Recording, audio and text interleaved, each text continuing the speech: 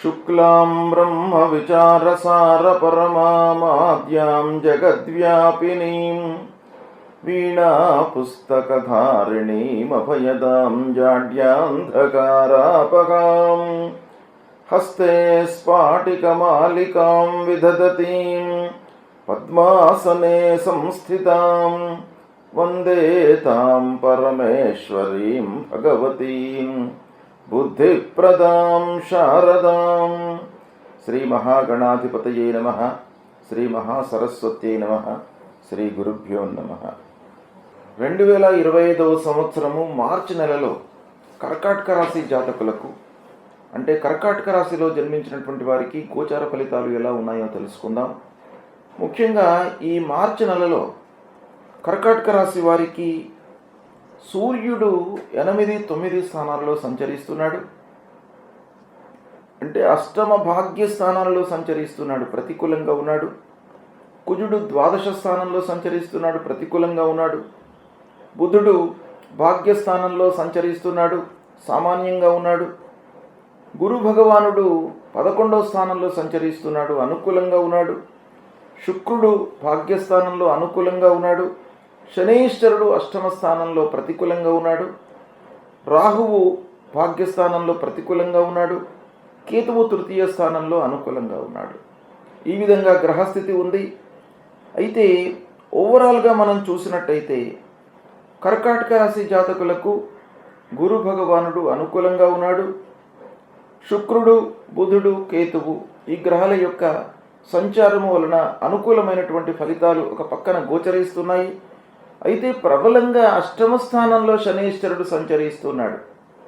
తర్వాత సూర్య భగవానుడు ఈ మాసంలో ప్రతికూలంగా ఉన్నాడు.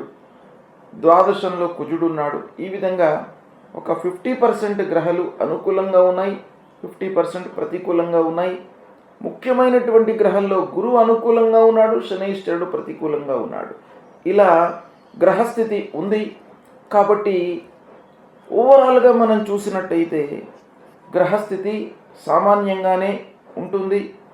అయితే కొన్ని విషయాలలో మంచి ఫలితాలు, కొన్ని విషయాలలో ప్రతికూలమైనటువంటి ఫలితాలతో మీరు ఇబ్బంది పడేటువంటి అవకాశాలు కూడాను ఈ మాసంలో ఉన్నాయి. కనుక ఆచితూచి వ్యవహరించడం చాలా అవసరము.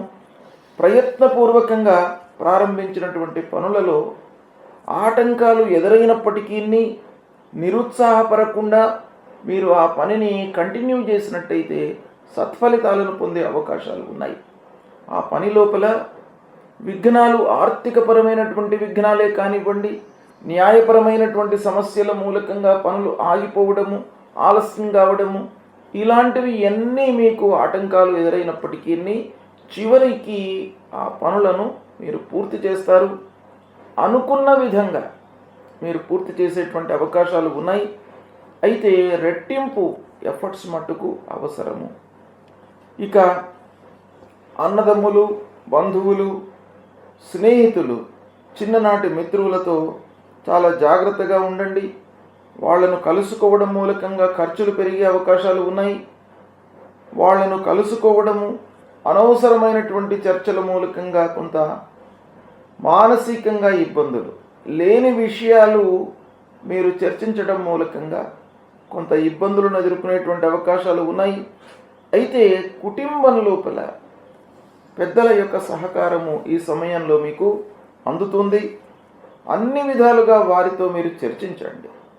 అనుభవజ్ఞులతో చర్చించి మీరు నిర్ణయాలు తీసుకున్నట్టయితే సత్ఫలితాలను పొందుతారు.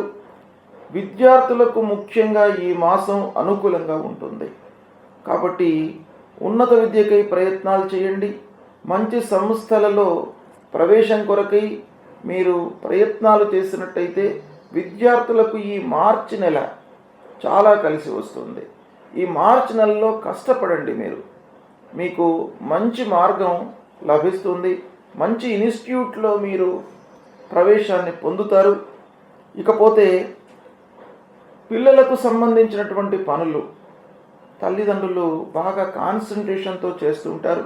వాళ్ళ విషయమై అన్ని రకాలుగా కూలంకషంగా విషయాలను సేకరిస్తారు.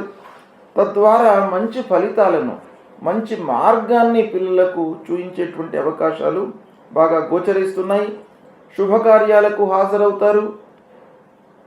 కొత్తగా వివాహము అయి చాలా రోజుల నుండి సంతానం కొరకు ఎదురు చూస్తున్నటువంటి వారు కూడాను ఈ మాసంలో మంచి ఫలితాలను పొందేటువంటి అవకాశాలు కనబడుతున్నాయి. సంతాన ప్రాప్తి కనబడుతుంది. ఉద్యోగస్తులకు ఆఫీసులో అధికారులతో స్నేహం పెరుగుతుంది. మీకు గుర్తింపు లభిస్తుంది. అధికారుల అండదండలు లభిస్తాయి. సంగీత సాహిత్య రంగాలలో ఉన్నటువంటి వారికి కలిసి వస్తుంది. అయితే ఆదాయపరంగా మీకు అనుకున్నంత లేకపోయినప్పటికీ ఒక స్థితి మట్టుకు మీకు మంచి అవకాశాలు మట్టుకు వస్తాయి. కొత్త పరిచయాలతో మీరు చాలా సంతృప్తిగా ఉంటారు ఈ మాసంలో. అయితే ఆరోగ్యంపై మట్టుకు నిర్లక్ష్యం చేయకండి. ఆరోగ్యంపై చాలా శ్రద్ధ చూపండి. శ్రమాధికము ఉంది ఈ మాసంలో. అనవసరమైనటువంటి విషయాలపై మనసు నిలపకుండా ఏది అవసరమో దానిపై మీరు కాన్సన్ట్రేట్ చేయండి. తద్వారా మీకు సత్ఫలితాలు పొందేటువంటి అవకాశాలు ఉన్నాయి. ఈ విధంగా గ్రహస్థితి మూలకంగా ఫలితాలు ఉన్నాయి. అయితే ముఖ్యంగా సూర్య భగవానుడు, అంగారకుడు, శనీశ్వరుడు, రాహువు ఈ ముఖ్యమైనటువంటి గ్రహాలు ప్రతికూలంగా ఉన్నాయి. కాబట్టి సూర్య భగవానుడి విషయమై మీరు ప్రతినిత్యం కూడాను సూర్య నమస్కారాలు చేయండి. సూర్యుడికి అర్ఘ్య ప్రదానం చేయండి. తద్వారా మీకు ఆరోగ్య సమస్యలు లేకుండా ఉంటాయి. తప్పకుండా ఆ భగవంతుడు సూర్యనారాయణుడు మిమ్మల్ని అనుగ్రహిస్తాడు. ఆరోగ్యాన్ని ఇబ్బంది కాకుండా మిమ్మల్ని కాపాడుతాడు. ప్రతినిత్యం ఆదిత్య హృదయం చదవండి. ఇక సుబ్రహ్మణ్య స్వామి దేవాలయానికి వెళ్ళండి. సుబ్రహ్మణ్య స్వామిని కొలవడం మూలకంగా మీ లోపల ధైర్యము, అనవసరమైనటువంటి ఆలోచనల మూలకంగా మనస్సు వికలంగా ఉండకుండా ఉండడానికి, అస్థిరత పొందకుండా ఉండడానికి ఆ సుబ్రహ్మణ్య స్వామి మిమ్మల్ని అనుగ్రహిస్తాడు. ఇక ముఖ్యంగా అష్టమ స్థానంలో శని అష్టమ స్థానంలో ఆకస్మికమైనటువంటి ఇబ్బందులను ఇస్తాడు. అనవసరమైనటువంటి ఖర్చులు ఫోర్స్డ్గా మీరు చేయవలసి వస్తాయి. మీ ప్లాన్ వేరే ఉంటుంది. డబ్బు ఒక పని కొరకై మీరు ఎలక్యుయేట్ చేసి పక్కన పెట్టుకుంటారు. కానీ అనవసరంగా ఇంకా ఏదో ముందుకు వచ్చి దానికి ఖర్చు పెట్టవలసినటువంటి ఆగత్యము ఏర్పడుతుంది శనీశ్వరుడి మూలకంగా. కాబట్టి ఆంజనేయ స్వామి దేవాలయానికి వెళ్ళండి. నవగ్రహ దేవాలయానికి వెళ్ళండి.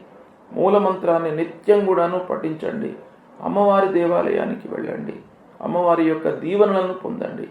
ఈ విధంగా చేసినట్టయితే మీకు తప్పకుండా ఆ భగవంతుడి యొక్క అనుగ్రహంతో గ్రహస్థితి ఎలా ఉన్నప్పటికీ అల్టిమేట్గా మనకు భగవంతుడి అనుగ్రహము, సద్గురువుల యొక్క సందర్శన మూలకంగా వారి యొక్క అనుగ్రహము మనకు కావాలి. కాబట్టి తద్వారా మీకు మంచి ఫలితాలు వస్తాయి.